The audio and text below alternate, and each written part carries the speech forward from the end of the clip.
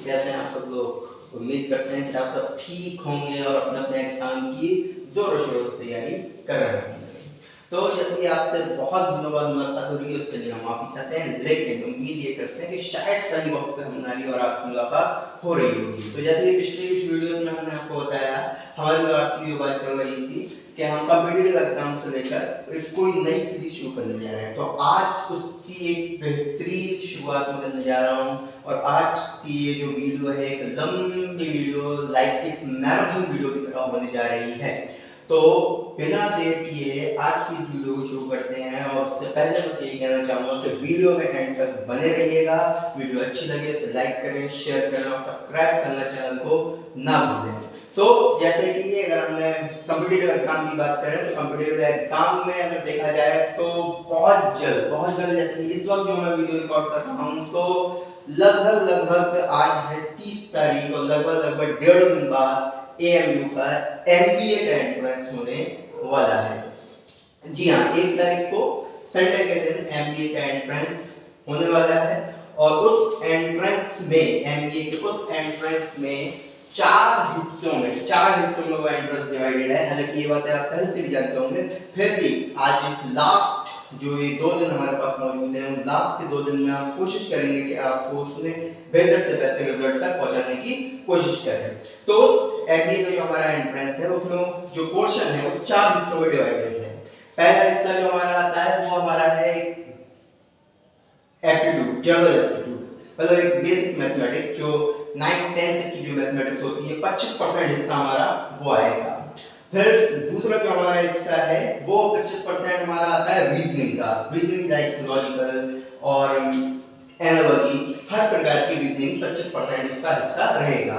तीसरा जो हमारा हिस्सा आता है वो हमारा है एक बेसिक क्या कहते हैं जनरल नॉलेज का विद करंट अफेयर्स, और तीसरा चौथा और जो मेन हिस्सा है वो आता है हमारा हिस्ट्री, ज्योग्राफी, सिविक्स, इन सब से मिलाकर। तो आज जो हम बात करने वाले हैं वो आज हम बात करने वाले हैं कि जो एमबीए का जो भी कोर्सेज एमबीए है, तो यानी वो कॉमर्स के स्टूडेंट हो चाहे बीबीए के स्टूडेंट हो, वो जनरली एमबीए का एंट्रेंस देते हैं। हालांकि और भी लोग एंट्रेंस दे सकते हैं, जनरल एक ज्यादा कर हिस्से में वही बच्चे एंट्रेंस हमारा देते हैं। तो आज इस एंट्रेंस के लिए जो बेसिक जो कोर जो मैथमेटिक्स 25% की जनरल एप्टीट्यूड आएगा, आज उसकी बात कर लेते हैं कि किस तरह आप अपने उस 25% को बेहतर से बेहतर बना सकते हैं और कौन कौन से वो टॉपिक हैं जो आपको बेहतर तरीके से तैयार करने की जरूरत है। ये मैं नहीं कह रहा, ये एएम के पिछले प्रीवियस ईयर्स के क्वेश्चन पेपर्स के पैटर्न पर आधारित ये जो पैटर्न जो चलाया है, यानी जो पिछले क्वेश्चन पेपर जो हमारे पास मौजूद है उनसे लेकर अगर हम बात करें तब हम उन पर बात कर सकते हैं कि जो एक बेसिक जो पैटर्न दिख रहा है कि इस चैप्टर से या इस यूनिट से चीजें ज्यादा आएंगी हमारे पास, तो उसके देखते हुए हम उसको बात करेंगे आज। तो जैसे कि हमने बताया कि 25%, तो 25% को हम इस तरह भी तोड़ सकते हैं कि जो पूरे जो टोटल क्वेश्चन आएंगे वो हमारे पास 100 आएंगे। तो ऐसा मान के चलते हैं कि हम मैथमेटिक्स के जो क्वेश्चन होंगे 25 क्वेश्चन हमारे मैथमेटिक्स के आएंगे और ये बात भी आप जानते हैं कि हर एक करेक्ट क्वेश्चन पे आपको 1 मार्क मिलेगा और गलत करने पर 0.25 मार्क्स आपका डिडक्ट हो जाएगा। ऐसे में सबसे बड़ी प्रॉब्लम ये आती है कि बच्चे कोशिश ये करते हैं कि ज्यादा से ज्यादा हम सही करें। कोशिश ये रहती है कि मैथमेटिक्स में अगर गलत हो गया तो दिक्कत हो सकती है और वो गलत होने की संभावनाएं भी रहती हैं। तो आज बात कर लेते हैं कि कौन से वो टॉपिक रहेंगे जो आप लास्ट मोमेंट पर रिवाइज करना आपको शायद जरूरी रहेगा। तो उन टॉपिक्स में जो पहला टॉपिक आता है वो हमारा पहला टॉपिक रहेगा ratio and proportion.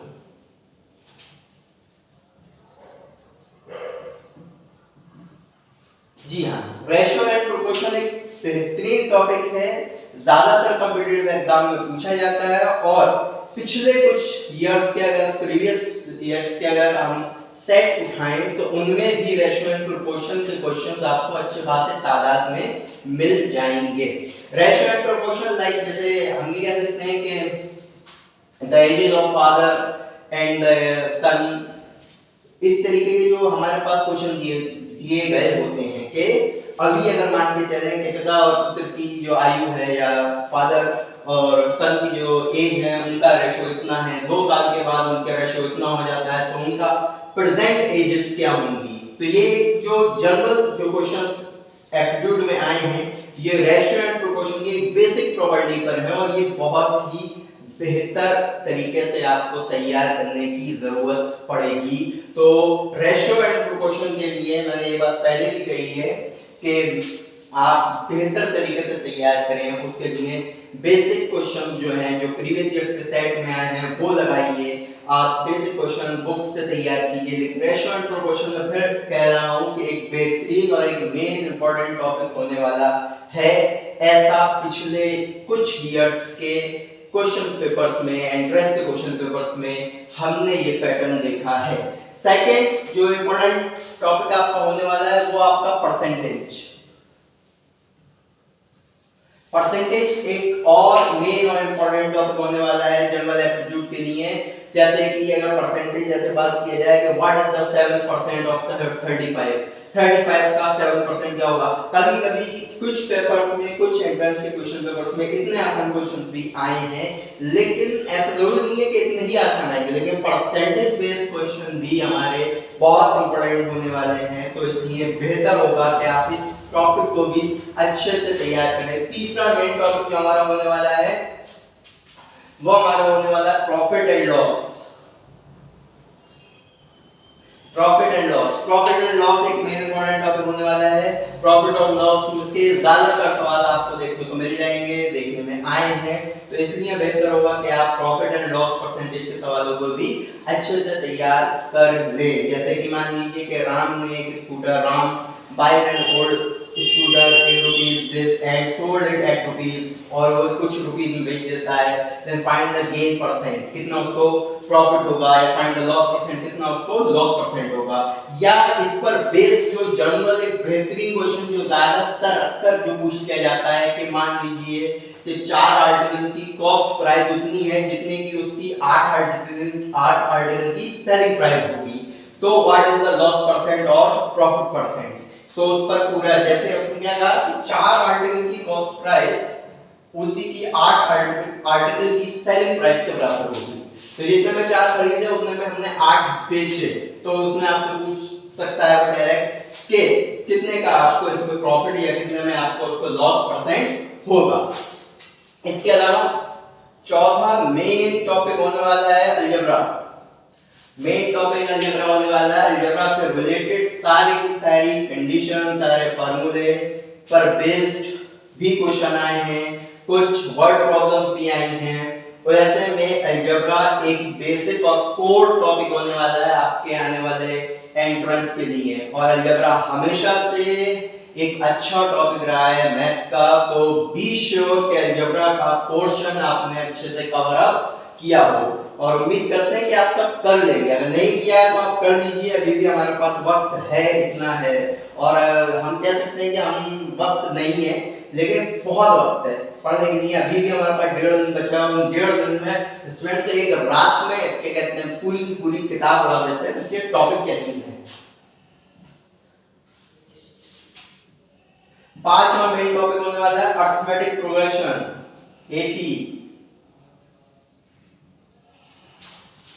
Arithmetic progression AP एक मेन टॉपिक होने वाला है। इससे भी ज्यादातर क्वेश्चन हमारे पास बनकर आए हैं, तो आप बी श्योर के एपी को भी अच्छे से कवर अप कर लें। जैसे कि एपी के जो जनरल फार्मूले हैं, अगर वो जनरल फार्मूले आप याद कर लें तो थोड़ा बेहतर रहेगा। जैसे nth टर्म का फार्मूला a + n - 1 * d, और इसी तरह सम ऑफ nth टर्म का फार्मूला hn का n/2 2a + n - 1 * d, या hn = n/2 a + l। Be sure कि आप इस टॉपिक को भी अच्छे से कवर अप कर लें, जिससे कि आने वाला कोई क्वेश्चन आता है तो आप उन क्वेश्चन को ना छोड़ें, आपसे ना छूटे। कोशिश तो उम्मीद तो हम सब ये करते हैं कि क्वेश्चन हमारा ना छूटे, लेकिन फिर भी बेहतर ये रहेगा कि हम उस चीज के लिए प्रिपेयर रहें। छठा मेन जो कोर टॉपिक हमारा होने वाला है वो होने वाला मेंसुरेशन। मेंसुरेशन से ये देखा गया है कि हर साल कोई ना कोई क्वेश्चन पुट अप जरूर हुआ है। कोई ना कोई क्वेश्चन पुट अप होने का मतलब ये है मेंस्ट्रुएशन से कि कोई ना कोई क्वेश्चन पुट अप जरूर नहीं है। अगर मान लीजिए कौन का आया है तो हो सकता है सिलेंडर का स्टाइल आ जाए, सिलेंडर का आया तो हो सकता है क्यूबॉइड का स्टाइल आ जाए, क्यूबॉइड का आया तो हो सकता है क्यूब का आ जाए, क्यूब का आया तो हो सकता है स्क्वायर का आ जाए, स्क्वायर का आया तो हो सकता है हेमी का आ जाए। इसलिए बेहतर तरीके से इन चीजों का मेंस्ट्रुएशन का पूरी तरह से डिटेलिंग में बेहतर ये होगा कि कम से कम इसके जो क्वेश्चन जो फार्मूले हैं वो फार्मूले आप बेहतर तरीके से याद कर लें, क्योंकि मेंस्ट्रुएशन का एक कॉन्सेप्ट बहुत इंपॉर्टेंट कॉन्सेप्ट होने वाला है, चाहे वो सर्कल हो, चाहे वो सिलेंडर हो, चाहे वो कोन हो। बेहतर तरीके से मेंस्ट्रुएशन का हर साल कोई ना कोई सवाल आया जरूर है, तो इस साल भी उम्मीद करते हैं कि कोई ना कोई क्वेश्चन, एक या दो क्वेश्चन आपको जरूर मेंस्ट्रुएशन से मिले और आप उसको बेहतर से तैयार कर लेंगे। सातवां मेन जो टॉपिक होने वाला है वो हमारा होने वाला है स्टैटिस्टिक्स। स्टैटिस्टिक्स में हमारा जो मेन टॉपिक होने वाला है, जो general mean median mode, statistics इसी के इर्द गिर्द घूमती है और इसी के इर्द गिर्द घूमते हुए स्टैटिस्टिक्स से हम मान के चलते हैं कि मीन मीडियन मोड आप छोड़कर नहीं आएंगे। तो ये तो रहे हमारे बेसिक जो मैथ के जो मेन टॉपिक होने वाले हैं, ये वो मैथ के मेन टॉपिक हम और आप साथ में मिलकर कवर अप आपने जरूर कर दिया होगा। नहीं किए हैं तो अभी हमारे पास वक्त है, इसको तैयार कीजिए, इसको बेहतर तरीके से प्रिपेयर कीजिए और प्रिपेयर कीजिए, ऐसा प्रिपेयर कीजिए कि इनमें से आने पर कोई क्वेश्चन छूटने ना पाए। इसके अलावा मैथ से ही जो रिगार्डिंग है वो आता है डीआई हमारा, डाटा इंटरप्रिटेशन।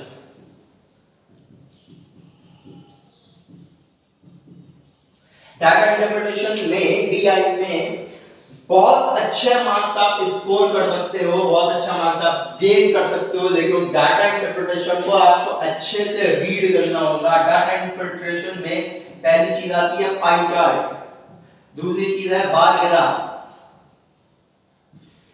तीसरी लाइन ग्राफ और चौथी हिस्टोग्राम। और कभी कभी डाटा इंटरप्रिटेशन में इसके अलावा भी एक डायरेक्ट डाटा भी हमें दे दिया जाता है जिससे कि क्वेश्चन पुट अप किए जाते हैं। डाटा इंटरप्रिटेशन एक जनरल एबिलिटी में आएगा और डाटा इंटरप्रिटेशन टीआई में इन पांच में से जो पांचवा मैंने बताया कि कभी कभी डायरेक्ट डाटा दिया जाता है तो क्वेश्चन पुट अप किए जाते हैं। डाटा आपके पास दिया गया है, उस डाटा से मिनिमम 5 क्वेश्चंस के आंसर वो आपसे पूछेगा। पाई चार्ट का होगा तो उससे भी पूछ सकता है, बार ग्राफ का होगा तो उससे भी पूछ सकता है। तो मुझे नहीं लगता कि डीआई से या डाटा इंटरप्रिटेशन से क्वेश्चन आने पर छूटना चाहिए और मुझे ऐसा नहीं लगता कि आप छोड़कर आएंगे। आई होप कि आप सब लोग बेहतर करके उसको आएंगे और उम्मीद है कि आप सब करके आएंगे। इसके अलावा देखा जाए तो हाँ, एक टॉपिक रह गया 8वां, एक topic simple interest and compound interest.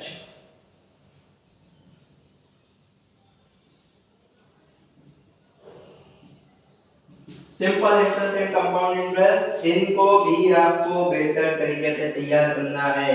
इसको आप बेहतर तरीके से तैयार करेंगे तो ये 8 टॉपिक आपके सामने हैं। Ratio and proportion, percentage, profit and loss, algebra, arithmetic progression, mensuration, statistics, simple interest and compound interest. तो उम्मीद ये करते हैं कि इन टॉपिक्स में से उम्मीद ये करते हैं कि आप छोड़कर नहीं आएंगे, जो हो सकता है बेहतर। और ये मेन टॉपिक हैं जिनसे पिछले कुछ ईयर्स में लगातार क्वेश्चन पुट अप किए गए हैं। तो ये मान के चलिए इन टॉपिक्स में से दोबारा आपके पास क्वेश्चन आने वाले हैं। इन टॉपिक को बेहतर तरीके से तैयार कर लीजिए, बेहतर अपना कोर स्ट्रॉन्ग कर दीजिए, फार्मूलों को अच्छे से याद कर लीजिए, इनके कॉन्सेप्ट समझ लीजिए और उम्मीद ये करते हैं कि आप अपना एंट्रेंस एग्जाम को और बेहतर तरीके से करके आएंगे। तो जैसे कि बताया मैंने आपको कि ये मेन टॉपिक होने वाले हैं। तो आइए कुछ डिस्कस कर लेते हैं प्रॉफिट एंड लॉस के बारे में। एक ब्रीफली एक बहुत छोटा सा कंक्लूजन टाइप का हम इस पर क्या कहते हैं, आइए छोटी सी बात कर लेते हैं। प्रॉफिट एंड लॉस में प्रॉफिट एंड लॉस कब होता है, उसके परसेंटेज हम कैसे निकालेंगे, इस चीज को हमें समझने की जरूरत है। जैसे जो चीज, बहुत सिंपल बात, जितने में कोई ऑब्जेक्ट या कोई वस्तु जितने में हम खरीद रहे हैं, जितने में हम उसे खरीद रहे हैं, वो हमारा बनेगा cost price CP. I repeat, जितने में कोई चीज हम खरीद रहे हैं वो हमारा बनेगा कॉस्ट प्राइस सीपी। दूसरी चीज आती है हमारे इसमें सेलिंग प्राइस सोल्ड, जितने में हम किसी चीज को बेच रहे हैं, किसी ऑब्जेक्ट को बेच रहे हैं, वो हमारा बनेगा एसपी यानी सेलिंग प्राइस। अब प्रॉफिट और लॉस, जब किसी चीज को अगर मैंने कम में खरीदा और ज्यादा में बेचा तो ऑब्वियस सी बात है इसमें हम प्रॉफिट बोलेंगे, यानी कम में खरीदकर ज्यादा में बेचेंगे तो वो हमारा बन जाएगा प्रॉफिट। प्रॉफिट मींस एसपी बड़ा होना चाहिए हमारा सीपी से। और जब मैं किसी चीज को लॉस कब होगा, जब मैं उसे ज्यादा में खरीद के कम में बेच दूं तो मेरा लॉस यानी लॉस के लिए कंडीशन क्या बनेगी, सीपी बड़ा होना चाहिए मेरा एसपी से। तो ये हमारी कंडीशन रही प्रॉफिट और लॉस की, सीपी प्रॉफिट और लॉस की ये हमारी कंडीशंस रहेंगी। तो ये लॉस प्रॉफिट सीपी एसपी। अब अगर यही चीज आपसे वो पूछ ले प्रॉफिट परसेंट कि प्रॉफिट परसेंट कितना हुआ, तो इसके लिए आप फार्मूला यूज करेंगे प्रॉफिट अपॉन सीपी इनटू 100%। ये प्रॉफिट परसेंट है। इसी तरह वो आपसे अगर पूछे लॉस परसेंट तो लॉस के लिए हम यूज करेंगे लॉस अपॉन सीपी इनटू 100%। तो ये हमारा प्रॉफिट परसेंट और लॉस परसेंट का फार्मूला।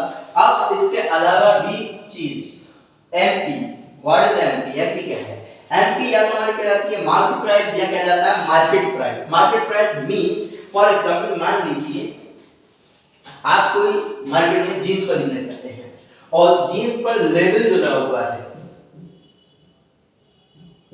उस जींस पर मान लीजिए लेबल लगा हुआ है 1000 का,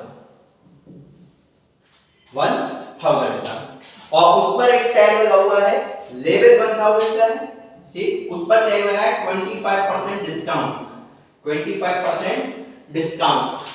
यानी मार्केट प्राइस वो वैल्यू होती है जो लेबल्ड होती है, जिस पर वो छपा हुआ होगा, मार्क्ड होगा, वो आपकी मार्केट प्राइस या मार्केट प्राइस कहलाएगी। अब डिस्काउंट देने के बाद जितने में आपको मिली वो आपकी सेलिंग प्राइस बन जाएगी, यानी जितने में आपने उसको खरीदा वो आपके लिए कॉस्ट प्राइस बन जाएगी। तो डिस्काउंट परसेंट जब हम निकालते हैं, डिस्काउंट परसेंट जब हम निकालते हैं तो बड़ा सीधा सीधा सा फार्मूला हम इस्तेमाल कर लेते हैं,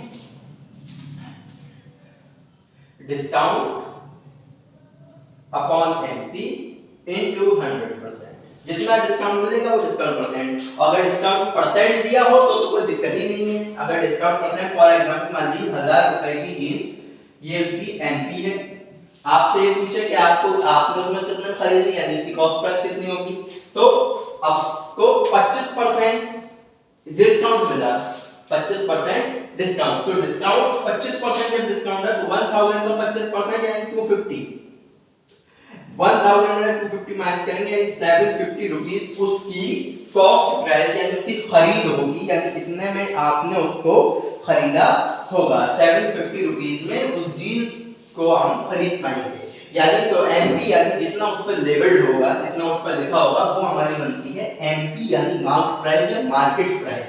तो ये हमारी ये कंडीशंस ये रही हमारी प्रॉफिट और लॉस की, और प्रॉफिट और लॉस पर इसी पर बेस्ड सवाल आएंगे। तो इन कॉन्सेप्ट को, इन फार्मूलाज को अच्छे से याद कर लीजिएगा, कॉन्सेप्ट समझ लीजिएगा, आई रिपीट, और बेहतर से बेहतर सफल आप करके आइएगा।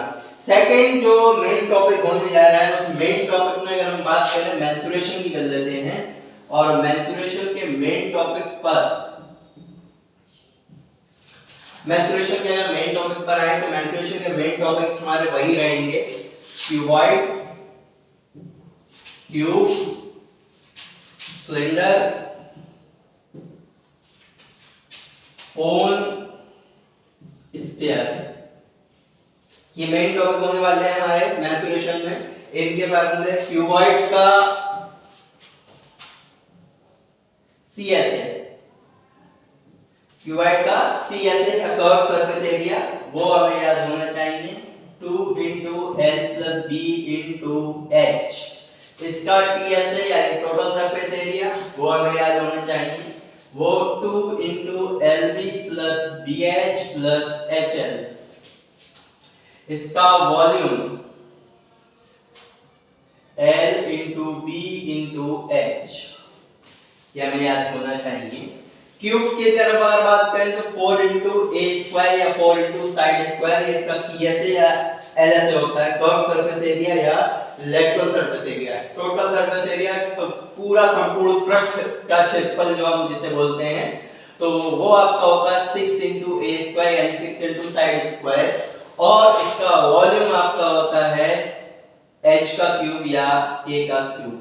ये क्यूब की बात। इसी तरह अगर सिलेंडर की तरफ आएंगे तो सिलेंडर में भी आपके पास वही चीजें हैं, वही चीजें आपको याद रखनी पड़ेगी सिलेंडर के लिए भी। तो इसका जो CS है हमारा होता है वो 2 pi R H, 2 pi R H. इसका TS जो होता है total surface area 2 pi R H plus R, जहां पर आर की रेडियस है, एच की हाइट है। और वॉल्यूम की अगर बात करें तो volume pi R square H. इसी तरह अगर कोण के लिए बात करें तो कोण का आपका जो CS होता है वो पाई आर एल। एल यहाँ पर कोण की तिरछी ऊंचाई है, स्लैंट हाइट है, यानी ये वाली हाइट जो होती है हमारी वो आपकी, उसको थोड़ा बेहतर बड़ा बनाते हैं तो ये हमारी जो ऊंचाई है वो तिरछी ऊंचाई या स्लैंट हाइट कहलाएगी L। इसी तरह से जो टोटल सरफेस एरिया है वो पाई आर एल प्लस आर। इसी तरह इसका जो वॉल्यूम का कोण का जो वॉल्यूम है वो 1/3 पाई आर स्क्वायर एच। इसी तरह अगर स्फीयर के लिए बात करें तो स्फीयर का CS है और TS है यानी कर्व सरफेस एरिया और टोटल सरफेस एरिया वो दोनों ही इक्वल होते हैं 4 पाई आर स्क्वायर। और वॉल्यूम 4/3 पाई आर क्यूब। अब कोण के लिए एक रिलेशन और जो आपको याद रखना पड़ेगा अगर ना दिया हो, रिलेशन बिटवीन एल एच और आर। स्लैंट हाइट, हाइट और रेडियस के लिए अगर ये कोण के लिए रिलेशन है, अगर इनमें से कोई चीज गायब हो तो आप इन फार्मूले का इस्तेमाल करके उस चीज को आप फाइंड आउट कर सकते हो। L square equal to H square plus R square.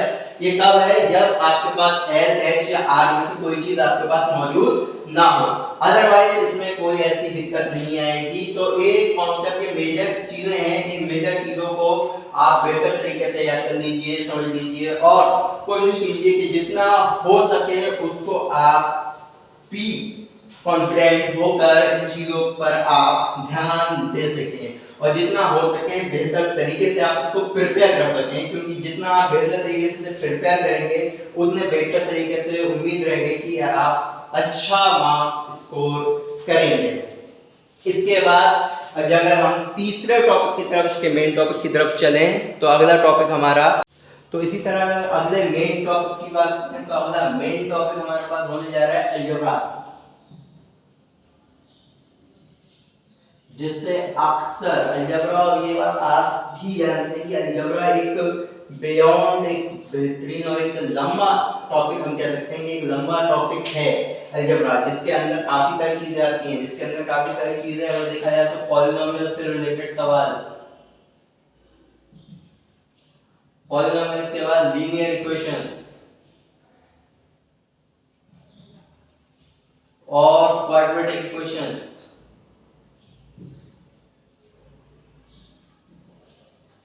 तो ये सारी ये तीन चीजें। और इसके अलावा अगर रियल नंबर्स की बात करें तो रियल नंबर्स का कुछ हिस्सा भी अलजेब्रा के पोर्शन में आता है, तो अलजेब्रा का पोर्शन भी आपको बेहतर तरीके से तैयार करना होगा, जिसके लिए आपको कुछ फार्मूले जो इंपॉर्टेंट रहेंगे, जिस पर अक्सर सवाल आ जाता है कि व्हाट, अगर सवाल ये अक्सर आपने देखा होगा जनरली कुछ सवाल, कुछ कॉम्पिटिटिव एग्जाम में सवाल बहुत ज्यादा पूछे जाते हैं कि अगर x + 1/x की वैल्यू ये है तो x² + 1/x² की वैल्यू क्या होगी, या अगर x + 1/x की वैल्यू ये है तब x⁴ + 1/x⁴ की वैल्यू क्या होगी। ये सवाल अक्सर हमसे इसलिए पूछ लिए जाते हैं क्योंकि ये बहुत ज्यादा आपके सवाल इंपॉर्टेंट रहते हैं। तो ये सवाल अक्सर पूछ लिए जाते हैं, तो जिसके लिए आपको कुछ फार्मूलों की जरूरत पड़ेगी। तो अलजेब्रा क्या है, आज फार्मूले जरा जल्दी से रिवाइज कर लेते हैं। उम्मीद तो ये होगी कि आपने फार्मूले रिवाइज कर लिए होंगे, पर अगर नहीं तो आइए साथ में कर लेते हैं। पहला फार्मूला a + b का होल स्क्वायर, ये general formula a² + b² + 2ab। दूसरा फार्मूला a - b का whole square, a² + b² - 2ab। तीसरा formula a + b a - b = a² - b²। चौथा फार्मूला a + b का होल क्यूब, जो होता है a³ + b³ + 3ab * a + b। पांचवा फार्मूला a - b का whole cube, a³ - b³ - 3ab a - b। छठा formula a³ + b³ a + b a² + b² - ab। सातवां formula a³ - b³ a - b a² + b² + ab। आठवां formula a + b + c का whole square = a² + b² + c² + 2ab + 2bc + 2ca। Last but not the least, a + a³ + b³ + c³ - 3abc = a + b + c a² + b² + c² - ab - bc और -ca। ये कुछ general फार्मूले हैं जो आप apply कर सकते हैं। जनरली हम अलजेब्रा के सवालों को सॉल्व करने के लिए अप्लाई करते हैं। तो ये कुछ जनरल फार्मूले हमारे पास मौजूद हैं जिनको आप सॉल्व कर सकते हैं। इसके अलावा भी कुछ फार्मूले जो ड्राइव किए गए हैं, हालांकि हम ये तो नहीं कह सकते कि जनरल है, लेकिन इसी से मिलकर हमारे पास बने हैं कि अगर a² + b² की वैल्यू अगर निकालनी है तो हम इसकी जगह पर इस फार्मूले का इस्तेमाल कर सकते हैं। और अगर a² + b² की वैल्यू निकालनी है तो इसके अलावा एक फार्मूला और है a - b का होल स्क्वायर + 2ab।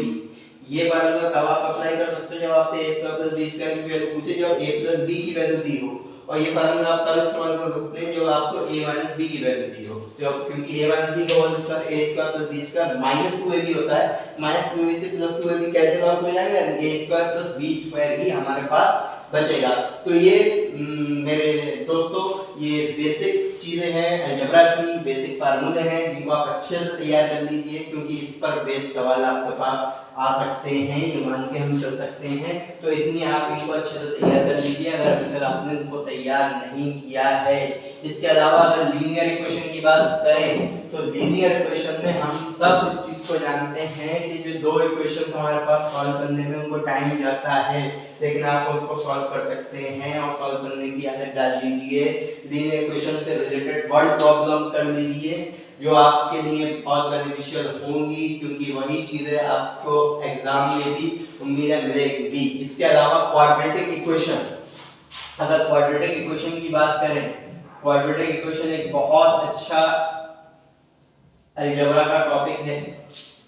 तो क्वाड्रेटिक इक्वेशन की अगर जनरल टर्म की अगर हम बात करें, जनरल कंडीशन होती है ax² + bx + c = 0, यहाँ पर a b और c के मान कुछ ना कुछ होने चाहिए, जहाँ पर c कांस्टेंट है। इसके अलावा a का मान, ये जनरल a की शर्त है कि a का मान 0 के इक्वल नहीं होना चाहिए।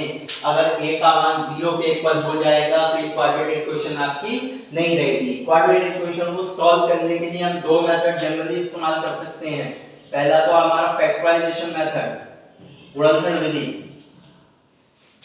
और दूसरा क्वाड्रेटिक फार्मूला।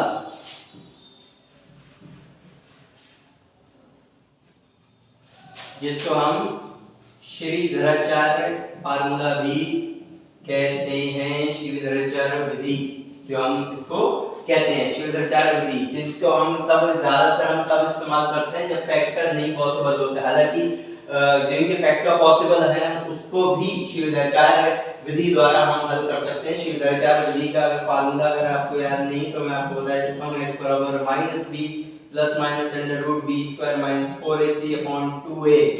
यहाँ पर इस फार्मूले को यूज करने के लिए करना यह पड़ता है कि ये भी आपके पास इक्वेशन दी गई है। फॉर एग्जांपल मान लीजिए इक्वेशन मान लेते हैं हमारे पास 2x² प्लस 7x प्लस 6 बराबर प्लस 3 बराबर 0 है। आप इसको सवाल को क्वाड्रेटिक फार्मूला श्रृंखला विधि से करने के लिए सबसे पहले आप इस इक्वेशन को इस जनरल इक्वेशन के साथ कंपेयर कराएंगे, तुलना कराएंगे। तुलना करने के बाद आपको a, b और c के मान मिलेंगे।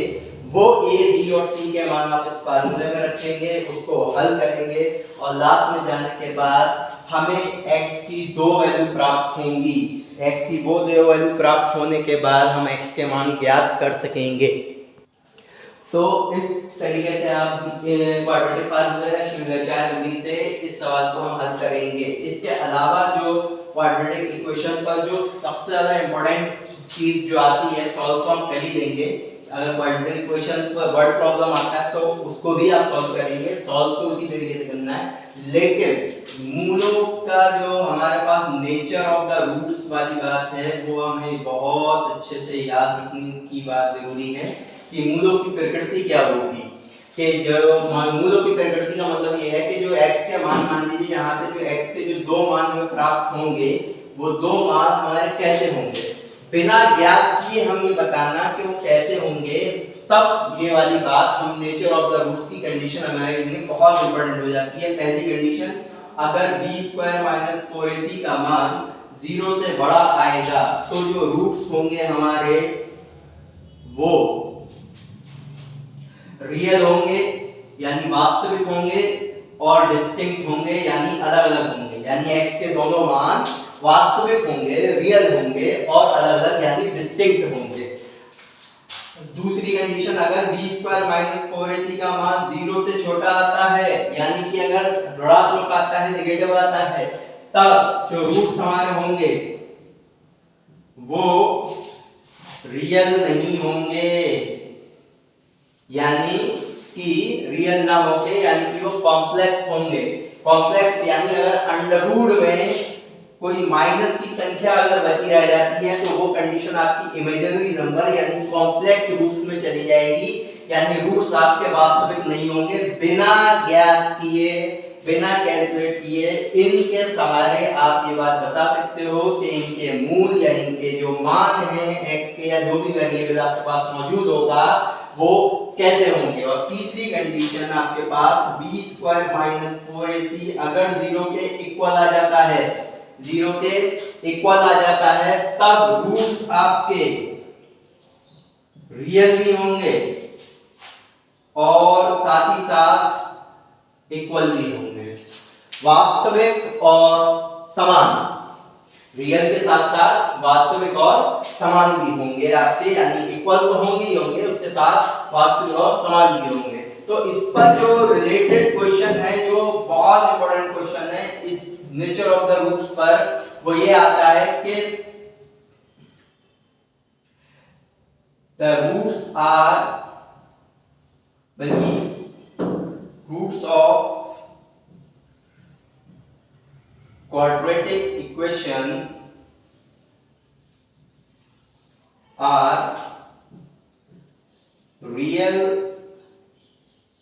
and equal when, या कभी कभी सिर्फ रियल भी दे देता है। तो आपके पास चार ऑप्शन मौजूद होंगे। पहला, जब b² - 4ac बड़ा होगा 0 से। दूसरा, जब b² - 4ac इक्वल होगा 0 के। तीसरा, जब b² - 4ac ग्रेटर देन भी होगा और इक्वल भी होगा। और तीसरा, नन ऑफ दीज। तो ऐसी कंडीशन में b² - 4ac आपका जो है, तो ये चार ऑप्शन हमारे पास मौजूद हैं। अब अगर रियल की बात करें तो रियल यहाँ पर भी होते हैं हमारे, और b² - 4ac 0 पे बात करें तब भी रियल होते हैं। लेकिन अब उसने ये कहा रियल भी हो साथ साथ इक्वल भी हो, तब तो ये कंडीशन है। लेकिन अगर साथ में वो कहें कि रियल भी हो, इक्वल भी हो और डिस्टिंक्ट भी हो, रियल, इक्वल और डिस्टिंक्ट, तब b² - 4ac is greater than equal आएंगे। क्योंकि हमें ये नहीं पता कि रियल, डिस्टिंक्ट हैं या इक्वल हैं। और लगा के भी वो आपसे पूछ सकता है कि रियल डिस्टिंक्ट या रियल और इक्वल, तब b square minus 4ac is greater than equal to 0 वाली कंडीशन। तो इस नेचर ऑफ द रूट्स के लिए ये सवाल एक अच्छा सवाल है। इसके अलावा इक्वेशन आपको दे सकता है, उसमें कोई ना कोई चीज मिसिंग होगी, जैसे 7 की जगह पे p दे सकता है, 3 की जगह पे p दे सकता है, और आपसे पूछ सकता है what is the value of p if nature of the roots are equal. इसके रूट्स जो है वो अगर इक्वल हैं तब p की वैल्यू या k की वैल्यू जो भी हो, तो इस तरह के सवालों की प्रैक्टिस आप कर लीजिएगा। अदरवाइज जो वर्ड प्रॉब्लम क्वाड्रेटिक क्वेश्चन की है वो तो आपको करना है, क्योंकि लेकिन इस पर कभी कभार और इजीएस्ट क्वेश्चन, आसान से क्वेश्चन जल्दबाजी में थोड़ा सा हमसे गलत हो सकते हैं। तो आप इसकी भी एक अच्छे तरीके से तैयारी कर लीजिए, प्रिपरेशन कर लीजिए। अगला टॉपिक इसी में क्वाड्रेटिक क्वेश्चन के बाद लीनियर इक्वेशन की भी बात कर लेते हैं। तो लीनियर इक्वेशन की अगर हम बात करें तो linear equation in one variable की पहले बात कर लेते हैं। तो linear equation in one variable, linear equation in one variable की अगर हम बात करें तो linear equation in one variable की अगर बात करें तो हमने इसकी जनरल इक्वेशन आपने पढ़ी रखी है कि ax + b = 0। ये जनरल इक्वेशन है जिसमें सिर्फ और सिर्फ लीनियर इक्वेशन वन वेरिएबल, इसमें सिर्फ और सिर्फ एक वेरिएबल x मौजूद है, इसको हम linear equation in one variable बोलेंगे। अगर किसी के सेकंड हैंड, अगर इसके ऑन अदर हैंड अगर बात करें linear equation in two variables की, तो linear equations in two variables, linear equation in two variables, तो इसके लिए जनरल इक्वेशन जो हमारी थी वो ax + by + c = 0। ये linear equation in two variables की जनरल इक्वेशन है जहां पर x और y दो वेरिएबल मौजूद हैं। अब अगर दो वेरिएबल मौजूद है तो इस वेरिएबल को, दो वेरिएबल की इक्वेशन को सॉल्व करने के लिए जाहिर सी बात है कि ये दो इक्वेशन होना जरूरी है। तो उस चीज को हम बोलते हैं pair of linear equation, pair of linear equation in two variable, जिसको हम a1x + b1y + c1 = 0 और a2x + b2y + c2 = 0, इससे हम इसको सॉल्व करते हैं। तो इसके लिए हमारे पास ये कंडीशन, हमारे पास जो भी इक्वेशन दी होंगी उनको हम इस फॉर्म में लिख सकते हैं कि हमारी linear equation, pair of linear equation in two variables बन गया। अगर यहां पर हम बात करें यूनिक सॉल्यूशन की, वो आपसे पूछ सकता है, अगर हम बात करें यूनिक सॉल्यूशन की, तो यूनिक सॉल्यूशन के लिए a1/a2 does not equals to b1/b2 ये कंडीशन है। अगर वो आपसे पूछता है कि इस इक्वेशन का कोई यूनिक सॉल्यूशन होगा या नहीं होगा, और अगर होगा तो किस वैल्यू पर होगा, तब आप इस कंडीशन का इस्तेमाल कर सकते हैं a1/a2। या वो आपसे ये भी पूछ सकता है which of the following is showing that the equation has a unique solution, तब ये condition a1/a2 does not equals to b1/b2, ये कंडीशन याद रखिएगा। ये कंडीशन एक linear equation in two variables के लिए, pair of linear equation in two variables के लिए हमारे पास ये इंपॉर्टेंट कंडीशन एक है। तो इसके लिए हम एक बेहतर, आपको ये तरीका है जिसके लिए आपको ये चीजें याद रहनी चाहिए। Pair of linear equation two variables को सॉल्व करने के लिए मान लीजिए 2x + 3y = 4 है और 3x + 2y = 5 है। आपको इन इक्वेशन को सॉल्व करना है। ये डायरेक्ट भी आ सकता है और वर्ड प्रॉब्लम में भी बन के आ सकता है। तो इन इक्वेशन को सॉल्व करने के लिए जनरली हम तीन मेथड का इस्तेमाल करते हैं। पहला मेथड सब्स्टिट्यूशन मेथड,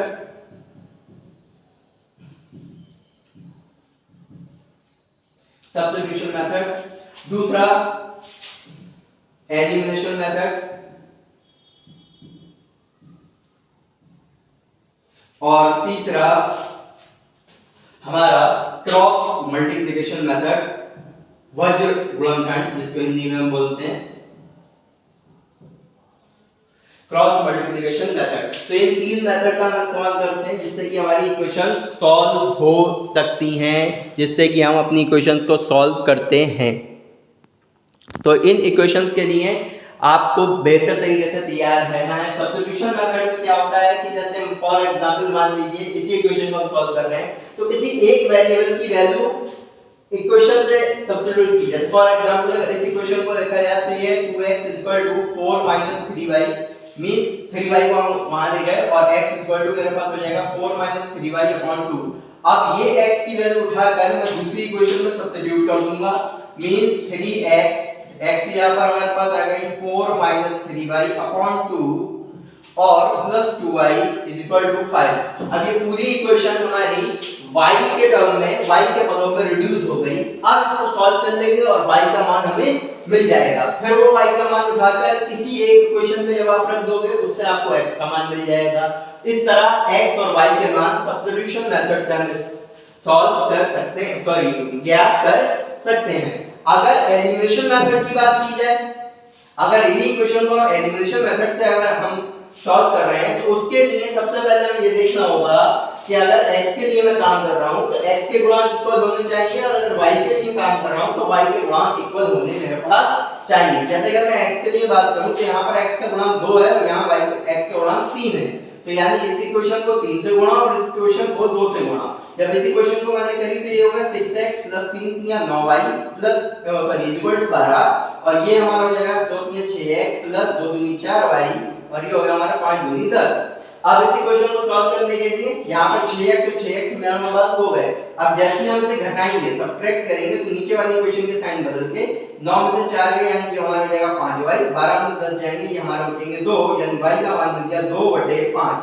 अब ये y का मान फिर वही किसी एक इक्वेशन में रख देंगे जिससे हमें x का मान मिल जाएगा। तो ये इसके आगे का सॉल्यूशन आप खुद सॉल्व करने की कोशिश कीजिएगा कि किस तरह हम x का मान निकालेंगे, चाहे वो एलिमिनेशन हो चाहे वो सब्स्टिट्यूशन मेथड हो। क्रॉस मल्टीप्लिकेशन का हम इस्तेमाल कॉम्पिटिटिव एग्जाम के तौर पे कम करते हैं क्योंकि ये थोड़ा सा इन दोनों के मुकाबले टाइम ज्यादा ले सकता है, इसलिए ज्यादा बेहतर है कि हम सब्स्टिट्यूशन और एलिमिनेशन का इस्तेमाल करें जिससे कि समय की भी बचत हो और जल्द से जल्द हमें आंसर मिल सके।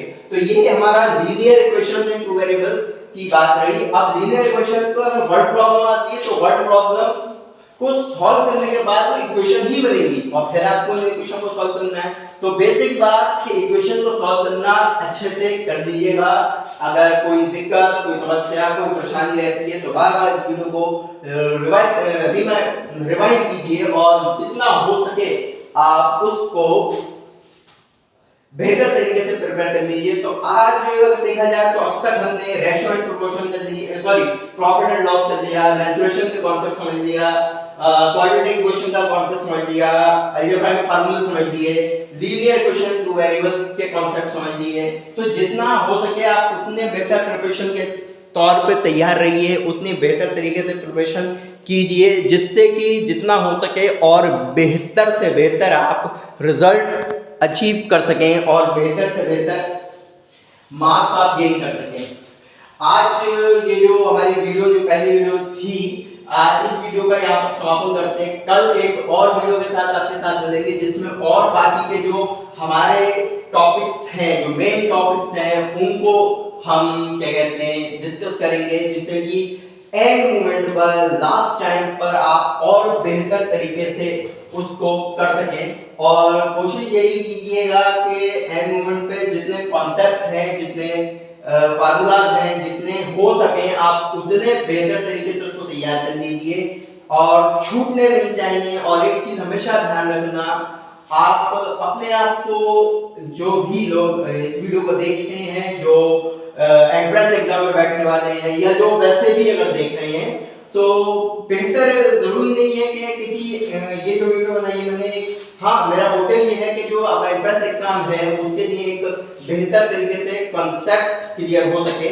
लेकिन इसके अलावा जरूरी नहीं है, इसके अलावा अगर हम चाहें तो आप उससे पढ़िए और इसके अलावा सारी डिटेल्स जो भी इस वीडियो के संबंधित होंगी, इस वीडियो के रिगार्डिंग होंगी, वो मैं इसके डिस्क्रिप्शन लिंक में डाल दूंगा।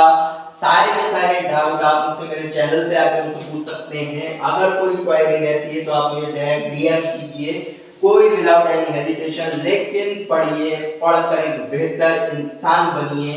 और जाते जाते यही कहना चाहेंगे कि best of luck for your exams, for your competitive exam, for your exam of your life you have to do your 100%। कुछ मत कीजिए, सिर्फ और सिर्फ अपना 100% दीजिए, बाकी आगे क्या होता है वो देखा जाएगा। तो जब तक के लिए आपसे अभी विदा लेते हैं, कल एक नई वीडियो के साथ आपके साथ मिलेंगे। जब तक कि इसको जारी रखिए, पढ़ाई कीजिए, पढ़ते रहिए और लर्न करते रहिए, सीखते रहिए, जिससे कि आप आने वाले वक्त में लोगों को सिखा सकें। तो एक बेहतर बेहतर बेहतर और बेहतर जितना हो सके बेहतर करते रहिए अपनी लाइफ में, ताकि आप बेहतरीन बन सकें। हालांकि बेहतरीन कोई नहीं बनता, इसलिए कोशिश ये करते हैं कि बेहतर करिए अपने आप को, अपनी गलतियों को सुधारिए, अपनी गलतियों से सीखिए और दूसरों की गलतियों को नजरअंदाज कीजिए, आप उनको क्रिटिसाइज ना कीजिए। इस वक्त आपके पास वक्त ही वक्त है, इस वक्त को एक बेहतर वक्त बनाइए, इस वक्त का एक बेहतरीन इस्तेमाल कीजिए, अच्छा इस्तेमाल कीजिए और एक बेहतर एक इंसान बनिए।